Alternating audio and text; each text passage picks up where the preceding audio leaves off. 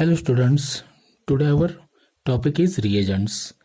अभी रिएजेंट्स में हम पहला रिएजेंट लिखेंगे NaHCO3 which is called as sodium hydrogen carbonate और सोडियम बाइकार्बोनेट। अभी इसमें आपको क्या याद रखना है, sodium bicarbonate is a weak base.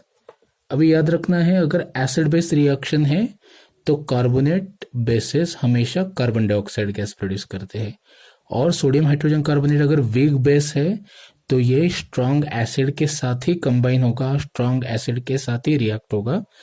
So strong acid का एग्जांपल है हमारे पास sulphonic acid that is RSO3H, then we are having carboxylic acid that is RCOH।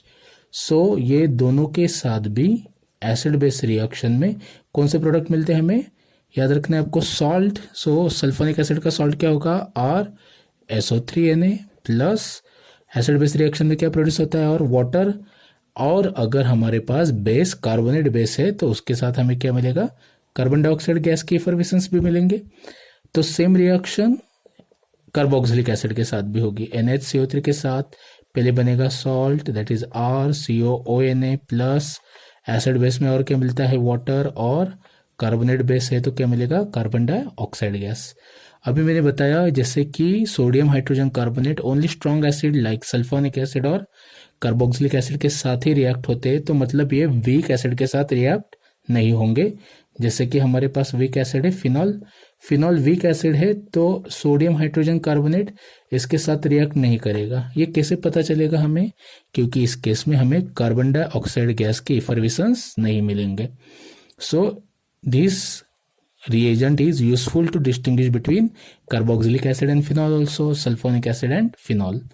So now you have to remember, अगर हमारे पास फिनॉल के case में electron withdrawing group है जैसे कि नाइट्रो, तो याद रखना है अगर इलेक्ट्रॉन विड्रॉइंग ग्रुप एक ही है that is nitro either at ortho और para position, then in both cases sodium hydrogen carbonate react नहीं करेगा, कार्बन डाइऑक्साइड की इफर्वेसेंस नहीं मिलेंगी।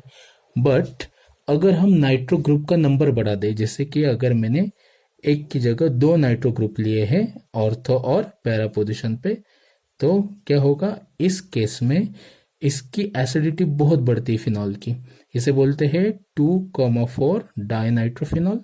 तो इसकी एसिडिटी बहुत बढ़ती है, मतलब ये थोड़ा स्ट्रॉन्ग एसिड जैसा बिहेव करेगा और ये वीक बेस के साथ भी रिएक्ट करेगा। So in that case we will definitely get the effervescence of carbon dioxide gas. Same case is true about picric acid also. Picric acid क्या होता है, at both ortho and para position we are having 3 nitro groups. So इस case में तो इससे भी ज्यादा इसकी एसिडिटी बढ़ती है, तो ये भी डेफिनेटली सोडियम हाइड्रोजन कार्बोनेट के साथ रिएक्ट करेगा और हमें क्या मिलेगा, effervescence of carbon dioxide gas. तो आपको क्या याद रखना है, सोडियम बाइकार्बोनेट वीक बेस है, ये स्ट्रॉन्ग एसिड जैसे कि सल्फोनिक एसिड और कार्बोक्सिलिक एसिड के साथ ही कार्बन डाइऑक्साइड की इफर्वेसेंस देगा। फिनॉल या फिर अगर एक ही इलेक्ट्रॉन विड्रॉइंग नाइट्रो ग्रुप है हमारे पास ऑर्थो या पैरा पोजिशन पे, तो इसकी एसिडिटी कम होने के कारण सोडियम हाइड्रोजन कार्बोनेट के साथ वो रिएक्ट नहीं करेगा और कार्बन डाइऑक्साइड गैस की इफर्वेसेंस भी हमें नहीं मिलेंगी। पर अगर हमारे पास 2 नाइट्रो है एट ऑर्थ एंड पैरा पोजिशन या फिर उससे भी ज्यादा नाइट्रो ग्रुप है जैसे कि पिक्रिक एसिड की केस है, तो उस केस में हमें कार्बन डाइऑक्साइड गैस की इफर्वेसेंस मिलेगी। तो एग्जाम में बहुत बार क्वेश्चन आता है कि जैसे कि हमारे पास पिक्रिक एसिड दिया हुआ है और उन्होंने बोला है कि सोडियम हाइड्रोजन कार्बोनेट है और उस पर आइसोटोपिक इफेक्ट के लिए उन्होंने कार्बन पे स्टार किया होता है, मतलब ये वाला कार्बन जो है ये रेडियो एक्टिव कार्बन है। तो इस केस में ये जो कार्बन डाइऑक्साइड मिल रहा है ये हमें कहाँ से मिल रहा है, सोडियम हाइड्रोजन कार्बोनेट से मिल रहा है, मतलब कार्बन डाइऑक्साइड गैस में जो कोई कार्बन है वो क्या है, हमारे पास रेडियो एक्टिव कार्बन है। जैसे कि हमारे पास और कोई रिएक्शन दी है, जैसे कि एक हमारे पास कार्बोक्सिलिक एसिड दिया है CH3COOH प्लस NaHCO3, और उन्होंने फिर से हमें बोला है कि स्टार वाला कार्बन हमारे पास सोडियम हाइड्रोजन कार्बोनेट में है, तो जो कोई कार्बन डाइऑक्साइड गैस बन रहा है इस केस में वो कहाँ से आ रहा है, ये कार्बोक्सिलिक ग्रुप से आ रहा है या फिर इस कार्बोनेट ग्रुप से आ रहा है।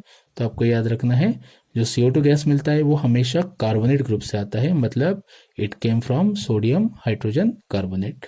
सो ये सब चीजें आपको याद रखनी है, इस पे बहुत सारे क्वेश्चन पूछे गए अभी तक, एंड इस पे अगर कोई डाउट होगा तो आप कमेंट बॉक्स में उसे ज़रूर लिखेगा। Thank you so much guys, have a nice time, take care.